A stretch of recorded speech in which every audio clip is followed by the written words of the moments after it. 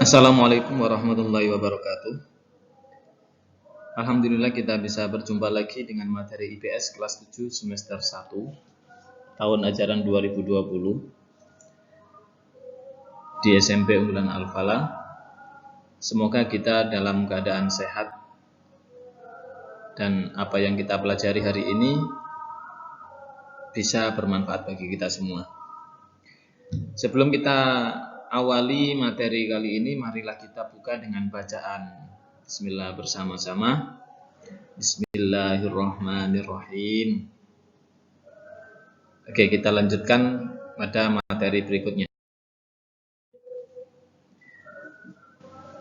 Materi kali ini kita akan membahas tentang dampak interaksi antar ruang, yang mana materi-materi sebelumnya kita membahas tentang interaksi antar ruang, sekarang dampaknya. Oke, kita simak penjelasan beberapa materi dari dampak interaksi antar ruang.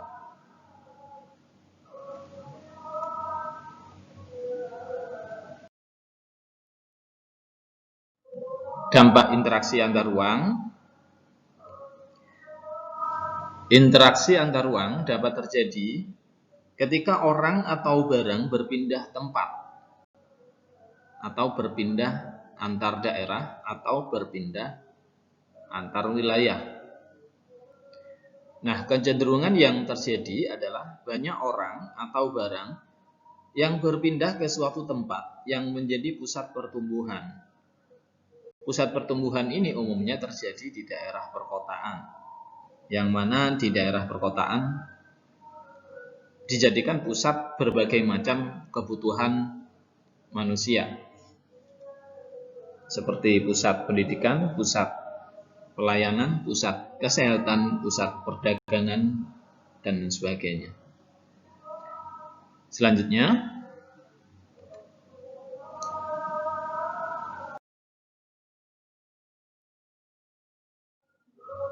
perdagangan antar wilayah.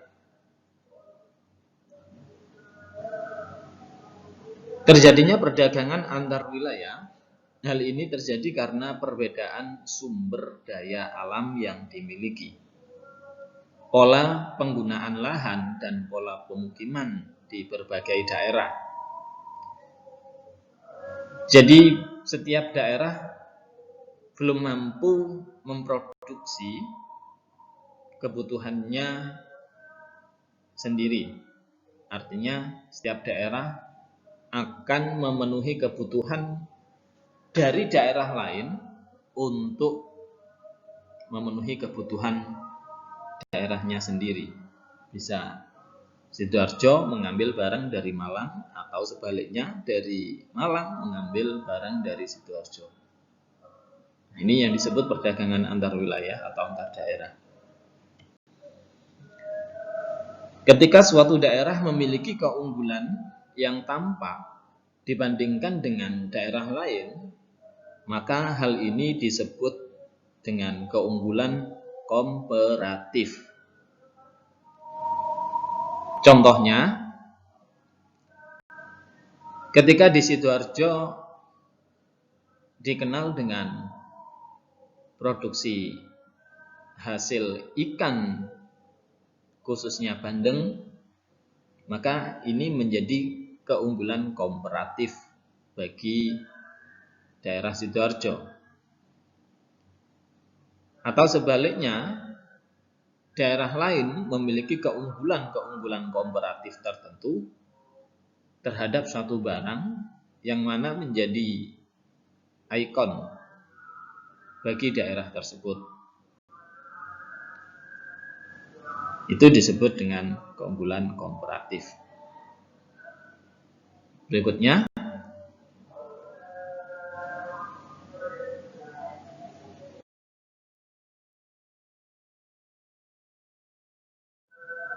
perdagangan antar wilayah. Perdagangan antar wilayah adalah bentuk kegiatan distribusi yang menyalurkan barang atau jasa dari produsen ke konsumen, atau dari produsen yang lain antar wilayah. Yang kedua, hasil komoditas yang diperdagangkan antar wilayah meliputi hasil hutan, hasil pertanian, dan hasil peternakan.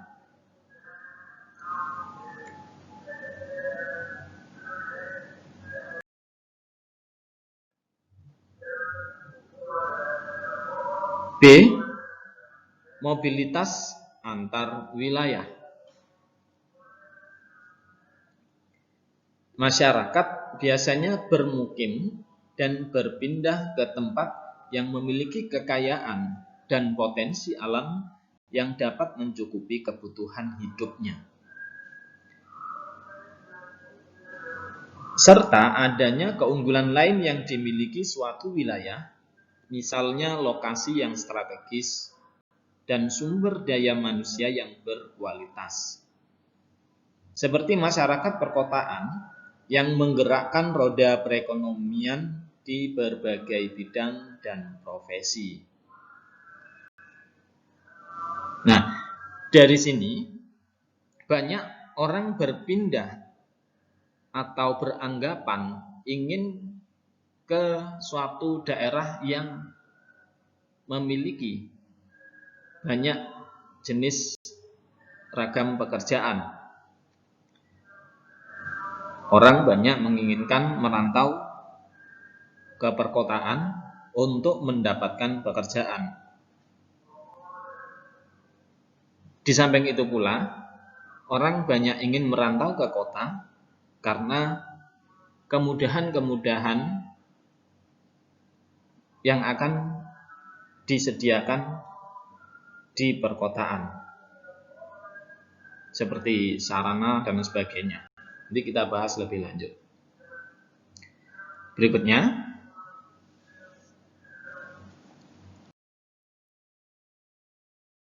perkembangan pusat-pusat pertumbuhan. Perpindahan orang, benda, dan jasa dari suatu lokasi ke lokasi tertentu akan menimbulkan pemusatan kegiatan di lokasi tersebut. Pemusatan ini umumnya berkembang menjadi perkotaan. Nah, kota-kota sebagai pusat pertumbuhan bermunculan di berbagai daerah sebagai dampak dari interaksi antar ruang. Pemusatan pertumbuhan memang dilihat dan dirasakan banyak terjadi di daerah perkotaan. Di sana banyak sekali pusat-pusat untuk kemudahan masyarakat yang tinggal di daerah perkotaan. Contohnya pusat perdagangan, pusat pelayanan, pusat pendidikan, dan pusat kesehatan dan sebagainya. Di sana menjadi fasilitas yang memudahkan masyarakat yang tinggal di daerah perkotaan.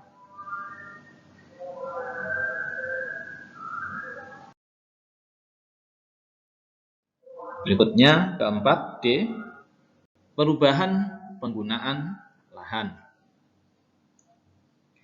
Suatu kota yang banyak didatangi penduduk akan membutuhkan banyak lahan sebagai tempat tinggal, tempat berusaha, jasa, dan lainnya.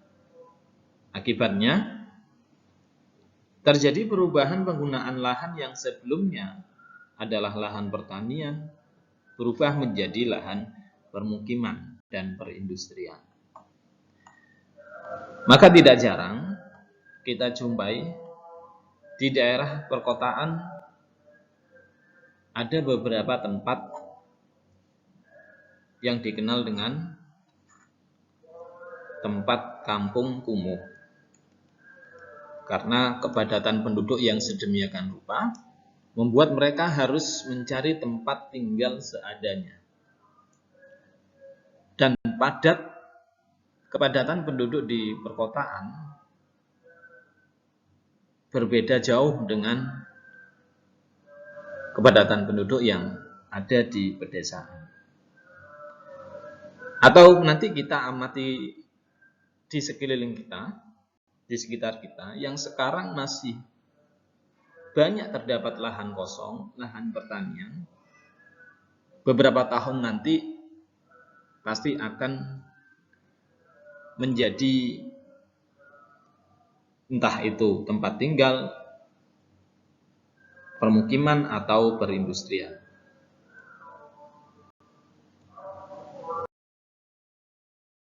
Yang E, perubahan orientasi mata pencaharian.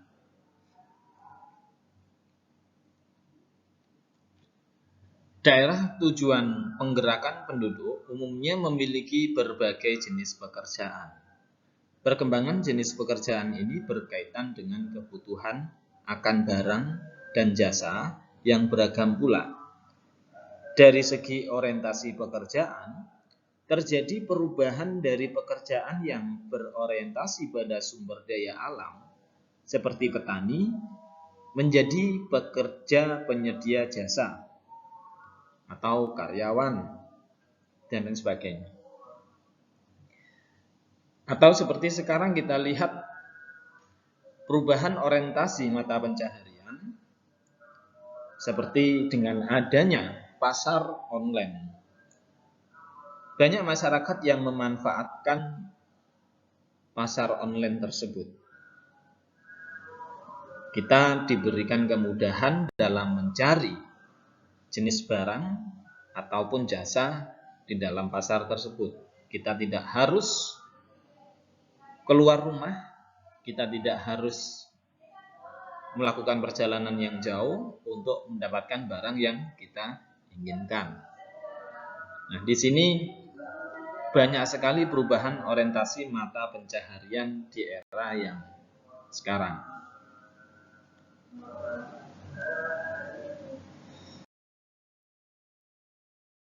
Berikutnya, perkembangan sarana dan prasarana.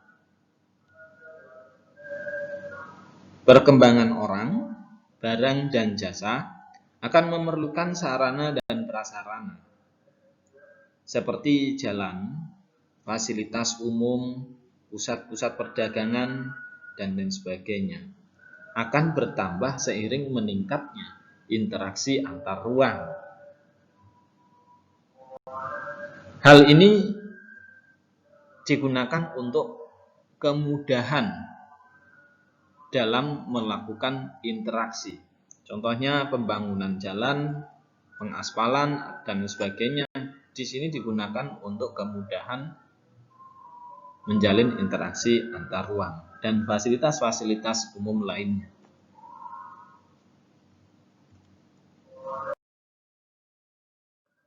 Yang G, perubahan sosial budaya.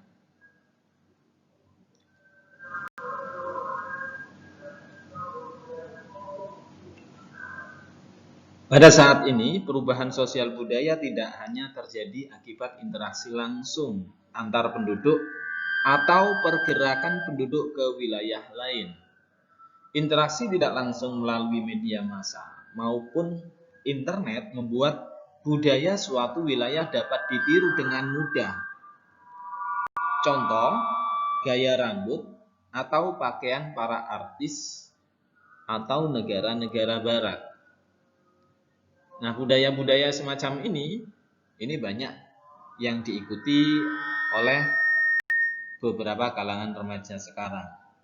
Contohnya gaya rambut para pemain sepak bola yang diikuti, atau gaya pakaian atau fashion yang banyak diikuti oleh kalangan remaja sekarang.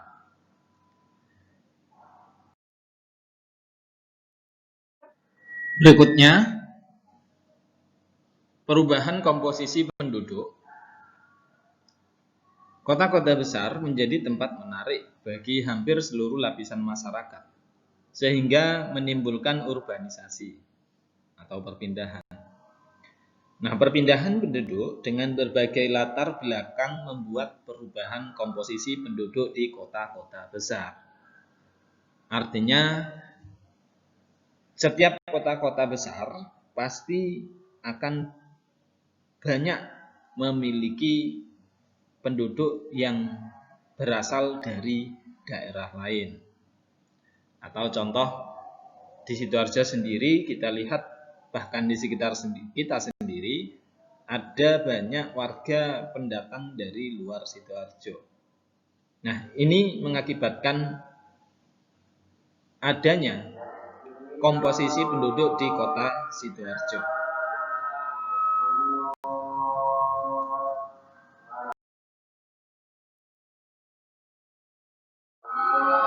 Sekian materi pada pertemuan kali ini tentang dampak interaksi antar ruang. Nah, dari dampak interaksi antar ruang bisa kita ambil bahwa kita tetap membutuhkan daerah lain. Hal ini semacam kehidupan manusia sebagai makhluk sosial, yang mana tetap sesama manusia membutuhkan manusia yang lain. Demikian apa yang bisa saya sampaikan, semoga bermanfaat bagi kita semua. Saya akhiri. Assalamualaikum warahmatullahi wabarakatuh. Sampai jumpa kembali pada pertemuan berikutnya di kelas online SMP Unggulan Al-Falah Buduran.